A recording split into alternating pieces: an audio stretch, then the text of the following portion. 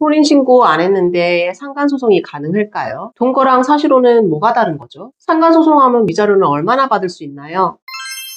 이런 고민을 하고 계신 분들은 사실혼 배우자의 외도 사실을 알고 상간소송을 고려 중이실 텐데요. 10년 동안 이혼 상간 사건을 전문으로 해온 제가 사실혼 상간소송과 관련한 궁금증을 해소해 드리겠습니다. 첫 번째, 혼인신고 안 했는데 상간소송이 가능할 것인가? 최근 세금 문제 등을 이유로 바로 혼인신고를 하지 않는 신혼부부들이 늘고 있습니다. 그렇다 보니 실제로는 부부이지만 법적으로는 동거인으로 지내는 경우가 많은데요. 이처럼 부부의 실체는 가지고 있지만 혼인신고를 올리지 않은 부부를 사실혼 부부라고 합니다. 그렇다면 사실혼 부부의 경우 외도를 한 배우자나 상간자를 상대로 상간소송이 가능할까요? 네, 가능합니다. 대법원은 사실혼 관계에 있어 부당 파기의 원인을 제공한 자에 대해서 손해배상 책임을 인정하고 있죠. 다만 혼인신고를 한 법률혼 부부보다 한 가지 요건이 추가적으로 입증되어야 합니다. 바로 사실혼 관계인지를 입증해야 하는데요. 사실혼 관계를 입증하기 위해서는 청첩장이나 웨딩 사진 등을 통해서 결혼 사실을 입증하거나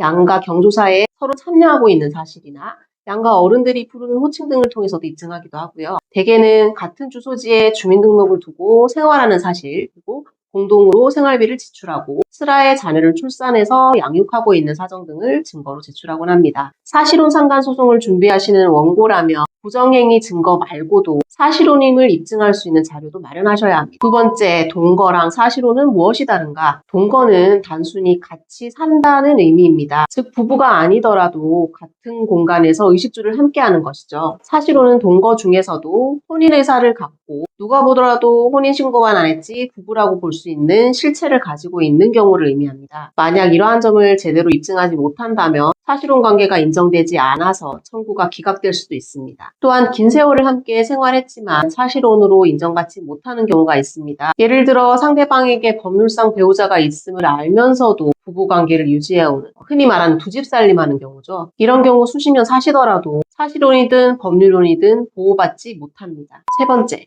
인정되는 위자료 액수입니다. 사실혼과 법률혼인지에 따라서 인정되는 위자료 액수에 차이가 있을까요? 그렇진 않습니다. 사실혼인지 법률혼인지 여부는 위자료 액수의 산정 기준은 아닙니다. 대법원은 사실혼 관계가 혼인신고를 마치지 않았기 때문에 법률혼으로 인정되지 않을 뿐 사회적으로 법률혼에 준해서 보호할 만한 혼인 형태라고 인정하고 있습니다. 그렇다면 위자료를 산정하는 기준은 무엇일까요? 대법원 판결에 따르면 원고와 배우자의 혼인 기간, 가족관계, 혼인 파탄의 경위, 부정행위에 이르게 된 경위와 부정행위의 정도, 배우자의 연령과 재산 상태 등을 기준으로 해서 위자료 액수를 산정하고 있습니다. 제가 지난 10년간 수백 건의 상간 사건을 진행해 본 결과 외도로 인해 부부관계가 파탄난 경우, 즉 이혼을 하는 경우에는 2천만 원 내외의 위자료가 인정되고 그렇지 않은 경우, 혼인관계는 계속 유지하시는 경우에는 1,500만 원 내외의 위자료가 인정되는 것이 대부분이었습니다. 다만 지역이나 담당 재판부에 따라서 위자료 액수에는 차이가 있을 수 있습니다. 오늘은 사실혼 상간소송을 준비하시는 분들이 가장 궁금해하실 부분에 대해서 얘기 나눠봤습니다. 사실혼 상간소송의 경우 법률혼의 상간소송과 달리 추가적으로 입증해야 될 부분이 있기 때문에